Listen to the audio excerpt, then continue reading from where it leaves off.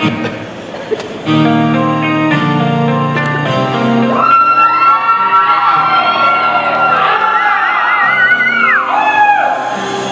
help me, God, I feel so alone. I'm just a kid, how can I take it on my own? I've cried too many tears, trying to be strong, trying to fit in, where do I belong? I wake up every day, don't want to leave my home. Everyone's asking me why I'm always alone. Too scared to say, too scared to holler. I'm walking to school with sweat around my collar. I'm just a kid, I don't want no stress.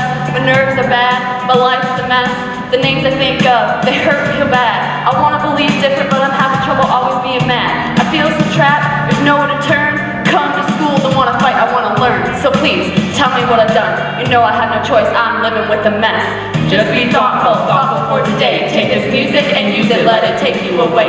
And be thoughtful, thoughtful, and he'll make a way. I know it ain't easy, but that's okay. Just be thoughtful.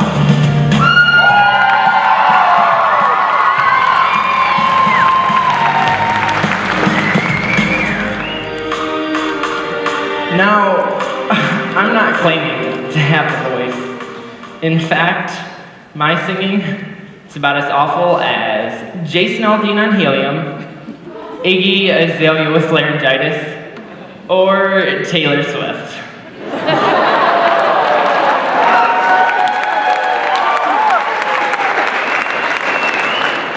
But the way I see it is, why sing if you can't? I always have sang since I was a child, and every day I think the same thing. The lyrics describe exactly how we are feeling, and the words are easier than actually engaging in conversation. I mean, the lyrics are awesome. From now on, I've always been able to sing, just because my thoughts told me I could. Even though I may not always be on pitch, I can't clap on beat to save my life. And let's face it, I am tone deaf. But we all have these thoughts. Whether it's how we did on that last math test, what others think of us, or our singing. We are too hard on ourselves and are continuously thinking negative thoughts. But if we want to achieve the goals that we set, we must start thinking, we can, we will, and we believe. Because ultimately, you see, our thoughts equal our results. I completely lose myself in lyrics. I easily let music have complete control of my emotions, which translates into what I feel, say, and do.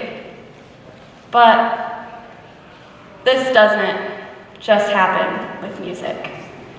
Most of the time, I allow my thoughts to be controlled by outside influences. You know those voices in our heads telling us, you can't, you won't, please, you are not good enough.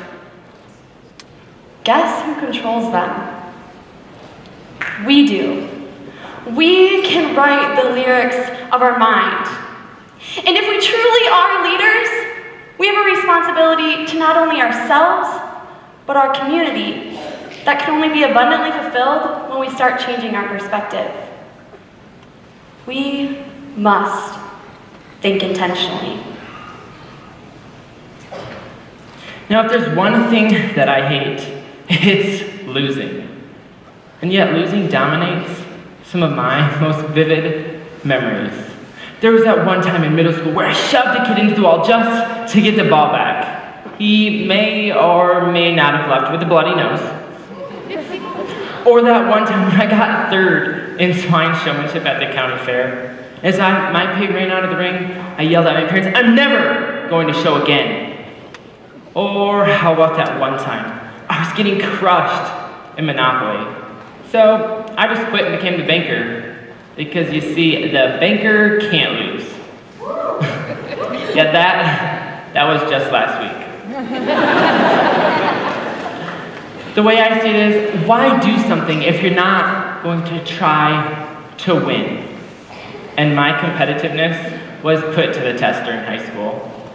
I was too uncoordinated for the basketball team. I didn't have the patience to play baseball. And real talk, I'm not exactly built like your next football star. So that left one option. 4 years of varsity soccer. Bowling match, walk sheet, pack, study, hopefully eat.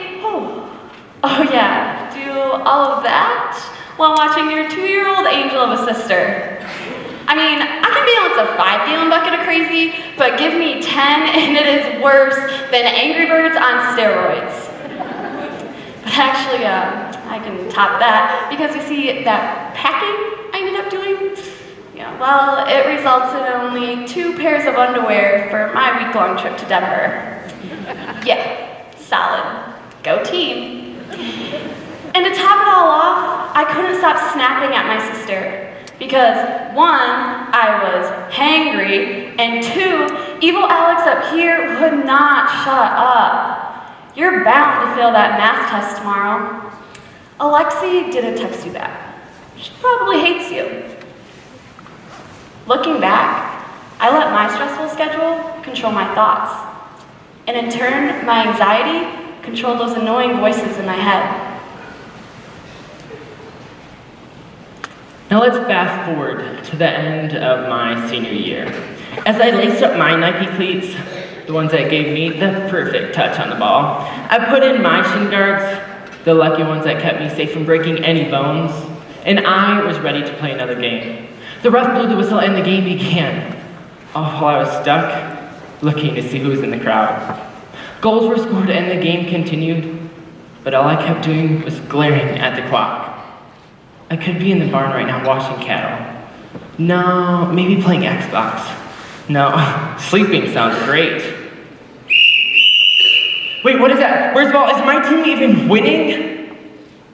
I glanced at the scoreboard, and that's when it hit me. The announcer's voice echoed across the field. The Bridgman Bees crushed the Cassopolis Rangers, 7-0. 7-0. I just ended my soccer career on a loss. A loss that I just watched happen. Why didn't I do more? Why didn't my team win? Why didn't I score any of those goals? Those thoughts confirmed it. I hated playing soccer in high school. Let's take a flashback Friday to 1977. Do not live a normal life. The doctor's words came like a blow to the chest. You see, for Jack, childhood consisted of undergoing surgeries and hospital visits. Not exactly ideal. In kindergarten, that was merely a battleground decision for his parents. Do we send him because he wants to go, or keep him home, as others have told us to? But that full effect of an unsure tomorrow never daunted Jack, because as he grew up, family, faith, and FFA were of top priority. The war zone we call high school was simply a place for him to invest in others. In college, you bet, Jack focused all of his energy to become a Spartan and the 1996-1997 State FFA Sentinel. Michigan FFA, I am proud to call this man Uncle Jack. You see, Uncle Jack dared to be different, setting aside his own suffering to seek those who needed him the most. He challenged others to not only respect themselves, but respect the people who believed in them. Ultimately, he lived a life of self-control, choosing thoughts of progressiveness, positivity, and impact. We think about everything, whether we really recognize that or not. I didn't usually sing outside of my car or outside of the shower because I thought my singing sounded just about like a drowning giraffe. I said I hated playing soccer in high school because I thought winning was everything. I eventually stopped myself from trying new things because there's a possibility of failure. Each of those thoughts has a common theme: atlophobia, or the fear of never being good enough. My thoughts told me, you'll never reach the standards that other people set for you. You'll never be the person that you want to be. You'll always fall short. But this past year, I've realized the only reason why nothing I ever did was good enough was because of me. That's right. I had negative thoughts, and since I had negative thoughts, the negative actions were the result. You see, our thoughts equal our results. How many times do we let our stressful schedule, that fight with our friend, or our thoughts get in the way of our ability to choose intentional and positive thoughts? Looking at Uncle Jack's life and seeing the setbacks he has faced has made me realize that he knew the secret to life so many of us struggle with day in and day out. We have the power to choose intentional and positive thoughts to help others. Imagine that. We can set the concourse of our mind. But how? It's fair game to say that thinking is pretty simple. But choosing intentional and positive thoughts? That is far from easy. In fact, it's downright hard. Our thoughts equal our results. If we tune out those negative inner voices and choose to think constructively, we all can make the difference that we want to see. In our state, in our region, in our chapters, and ultimately in ourselves. And here's what we do. 1, we must stop thinking about all of the negatives and instead start focusing on the positives. Arden and David of the Coopersville FFA chapter radiate optimism even after they have been thrown one of life's harshest curveballs. 2, we must stop thinking dependently and instead start thinking independently. Celine FFA member Amanda wouldn't normally devote her summer to compete on the state livestock judging team. Even so, she took the initiative to jump into a contest full of opportunities. And 3, we must stop thinking in extremes of black and white and instead start thinking about all of the colors in between. Wanting to do something unique, yet not knowing the outcome, Dylan guided the Countryside FFA chapter to host a free meal for the Benton Harbor community. Now donation, that's one color. But service, that is a color all of its own. And the great news is we all have the tools needed to magnify our impact because our thoughts equal our results. And with the ability to choose our thoughts, we can achieve our desired results. Even if it's something as simple as laying down a beat at Michigan State Convention. Drop the beat now. Just be thoughtful for today. Take this music and use it, let it take you away. And be thoughtful, and he'll make a way. I know it ain't easy, but that's okay, just be thoughtful. With what we think is all we have. We've lost ourselves without living in ease. Shield conscious, thoughts can be like a disease. We're flesh and blood, so think and achieve.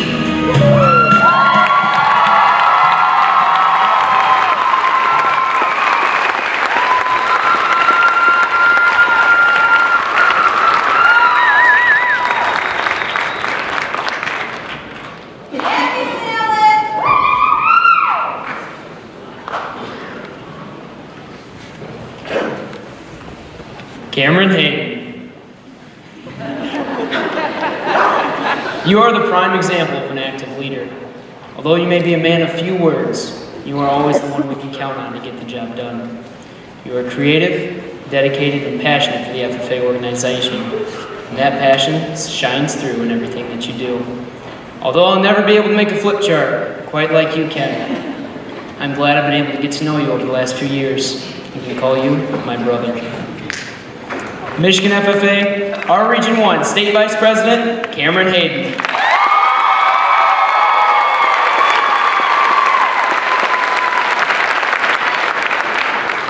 Alexandria Schut. This past year, you have served as a beacon of hope because of your dedication and a best friend to every person on our team. With your love for big horses, chocolate milk, and most importantly, the empowerment of others, you've not only served as a mentor for myself, but every person in this association. Thank you for making our team all that we could possibly be. Michigan FFA, our state president, Miss Alexandria Schut.